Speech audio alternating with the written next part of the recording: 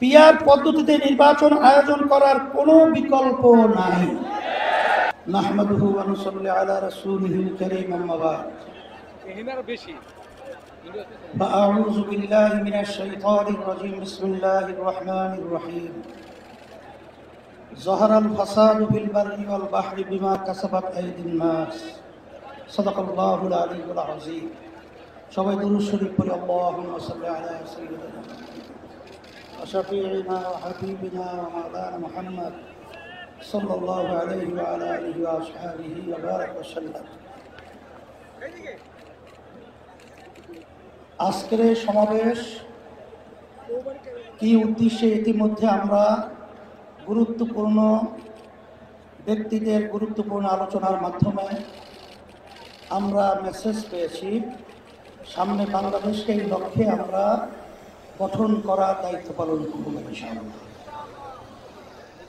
সংস্কার, বিচার ও পিয়ার পদ্ধতিতে জাতীয় নির্বাচন আয়োজনের দাবিতে এবং দেশ ও ইসলাম বিরোধী সকল ষড়যন্ত্র ও চক্রান্তের প্রতিবাদে আয়োজিত ইসলামী আন্দোলন বাংলাদেশে আজকের এই মহাসমাবেশে উপস্থিত বিভিন্ন রাজনৈতিক দলের নেতৃবৃন্দ, ওলামায়ে কেরাম, সাংবাদিক বন্ধুগণ, শিক্ষাবিদ, বুদ্ধিজীবী ও প্রিয় দেশবাসী, সবাইকে আন্তরিক শুভেচ্ছা ও কৃতজ্ঞতা জানাচ্ছি। শুরুতেই জুলাই অভ্যুত্থানে জীবন উৎসর্গকারী বীর যোদ্ধাদের স্মরণ করছি। তাদের শোকাহত পরিবার পরিজনের প্রতি সমবেদনা জ্ঞাপন করছি। আহত ও ক্ষতিগ্রস্ত সকলের প্রতি সম্মান ও কৃতজ্ঞতা জানাচ্ছি। 1957 সাল থেকে শুরু করে 1947 ও 1971-এর সকল যোদ্ধাদের প্রতি শ্রদ্ধা ও সম্মান প্রদর্শন করছি। ভাইরা আমার, দুর্নীতি, দুঃশাসন মুক্ত, সমৃদ্ধ ও উন্নত রাষ্ট্র নির্মাণের জন্য এ দেশের মানুষ শত শত বছর ধরে আত্মত্যাগ করে যাচ্ছে। সুশাসন প্রতিষ্ঠার জন্য রক্তের নজরানা পেশ করে যাচ্ছে। তারই ধারাবাহিকতায় 24 জুলাই, আগস্টে ও আরেকটি গণ অভ্যুত্থান হয়েছে। আমাদের অতীতের আত্মত্যাগ বিফলে গেছে ভুল নীতি এবং অসুস্থ রাজনীতির কারণে। সুতরাং জুলাই অভ্যুত্থানকেও আমরা অতীতের মতো ব্যর্থ হতে দিতে পারি না। আবু সাইদ ও মুগ্ধরা আমাদের স্মৃতিতে অম্লান হয়ে আছে। আহতরা এখনো ক্ষত বয়ে বেড়াচ্ছে। তাই প্রয়োজনীয় রাষ্ট্র সংস্কার এখনই করতে হবে। পতিত স্বৈরতন্ত্রের সাথে জড়িতদের বিচার করতে হবে। আরেকটা কথা স্পষ্ট ভাষায় বলে দিতে চাই, পিয়ার পদ্ধতিতে নির্বাচন আয়োজন করার কোনো বিকল্প নাই। আজকের এই জনসমুদ্র পিয়ার পদ্ধতি নির্বাচনের পক্ষের জনসমুদ্র। সংগ্রামী দেশবাসী, 1972 সালে রচিত সংবিধান ছিল দেশের মানুষের বোধবিশ্বাস ও গণ আকাঙ্ক্ষার বিরোধী। সেই সংবিধান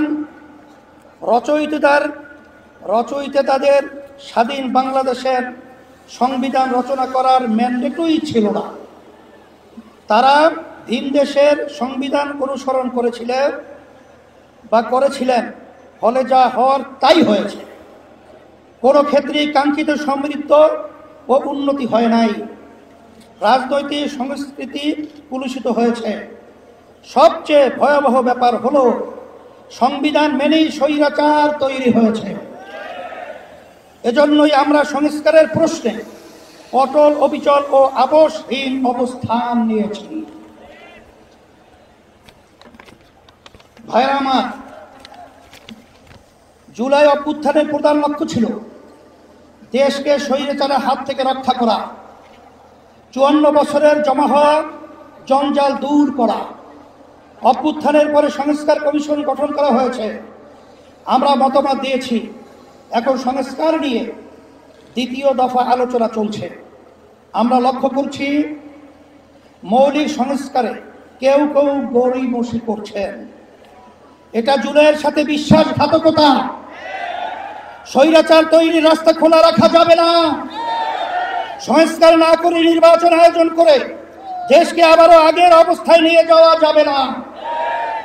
রাষ্ট্রের মূলনীতি সহ সংসদের উভয় কক্ষে পিআর পদ্ধতি নির্বাচনের মতো বিষয় ঐক্যমত্য না হলে গণভোটের আয়োজন করতে হবে।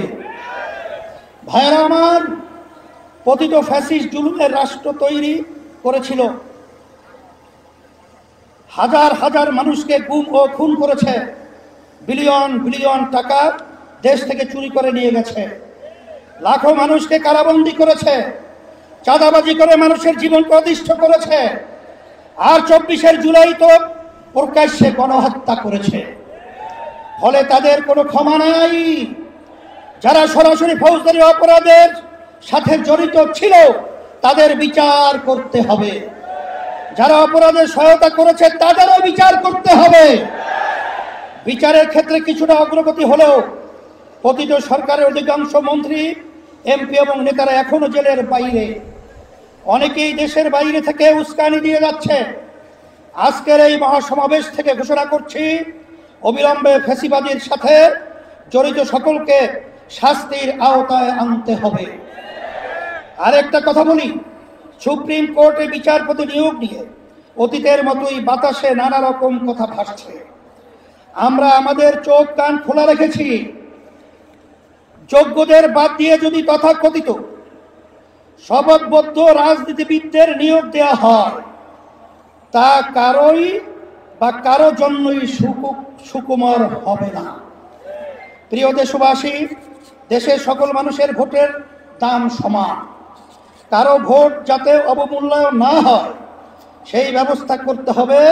তাই আগামী নির্বাচনে সংসদের উভয় কক্ষে অবশ্যই পিআর পদ্ধতিতে নির্বাচন দিতে হবে। যে যা যত শতাংশ ভোট পাবে সংসদে তাদের সেই অনুপাতি আসন থাকবে। এই পদ্ধতিতে রাষ্ট্র পরিচালনায় সকলের মতের প্রতিফলন ঘটবে। কোনো দল জালেম হওয়ার সুযোগ পাবে না। এটা জিনজির দাবি, এটা এখন জনগণের দাবি, দেশের অধিকাংশ রাজনৈতিক দলের দাবি, সকল ধর্মের মানুষের দাবি। আজকের এই মঞ্চ এটা আবারও প্রমাণ করেছে। ভাইয়েরা আমার, আমরা বারবার রক্ত দিয়েছি কিন্তু সফলতা পাই নাই। কারণ আমরা প্রতিবারই নেতা ও নীতি বাছাই করতে ভুল করেছি। আমরা 54 বছরে অনেক দলকে দেশ শাসন করতে দেখেছি, কিন্তু ইসলামকে এখনো ক্ষমতায় নিতে পারি নাই। এবার ইসলামপন্থীদের ঐক্যের ব্যাপারে গণপ্রত্যাশা তৈরি হয়েছে।